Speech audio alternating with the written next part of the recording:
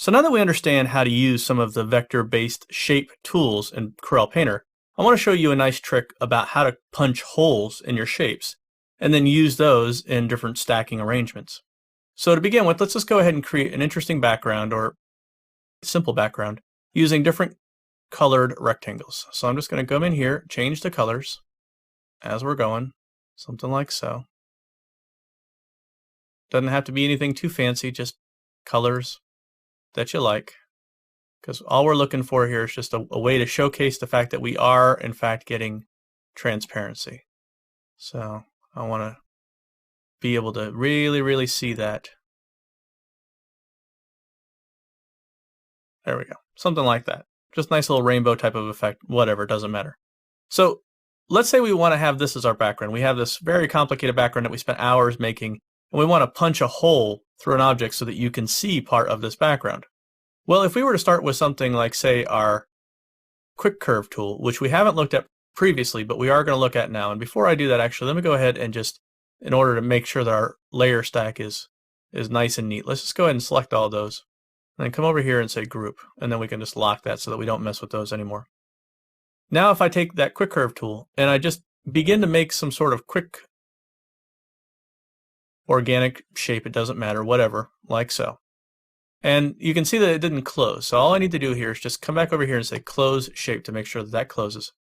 And you can see here that this is just like any other shape. We have the ability to come in here and edit it. But the idea being is that you can quickly draw some sort of freehand. And of course you can even do things like convert points. So if you wanted to convert that point, you could. So that's basically the quick curve. It's not my favorite tool because it creates a lot of points and sometimes you don't need that many points, but it's there for you if you need it. So let's say we want to go ahead and punch a hole through this green blob into the background.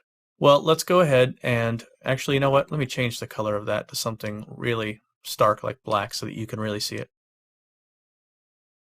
Now let's go ahead and start punching holes into this shape. So to begin with, we'll just go ahead and grab the pen tool to show that we can do various different shapes with this.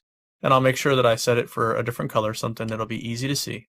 So I'm just going to go ahead and click and drag, click and drag, click and drag, click and drag, and then click. So there's a shape with our pen tool. Then I'll do a rectangle, something like so, and then I'll even do a circle, hold down shift and pull out a circle. So let's say I want those shapes to be cut through this so that we can see that background through this black shape. Well, what we do is we just choose that black shape and then choose one of the ones that's above it, hold down shift, and then go to shapes, make compound. And you can see that that cuts that hole right through there. Hold down shift and select the next one, shapes, make compound. There you go, there's a hole. And then hold down shift and select the next one, shapes, make compound. So now that we have that, you can see that we can work with this shape just like we would work with any shape. As a matter of fact, if we come back over here and we start selecting it, you can see we can actually manipulate the points. So if I wanted to, I could actually edit anything I wanted to on the inside or the outside, whether it be the shape that we started with or one of the other shapes that we put into it. Now, if for some reason you need to get rid of one of these holes, what you can do is you can come up here and you can go to Shapes, Release Compound.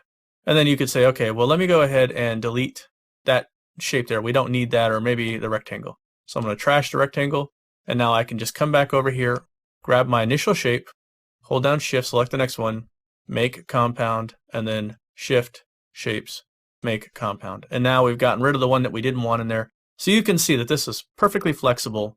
At any point in time, you can change your mind or you can change the look of the art in virtually any way you want to. And this is the great strength of vector artwork, is it's really flexible and it allows for you to experiment and make changes, and especially allows for a great deal of precision for organic and curvy shapes that might be hard to do freehand.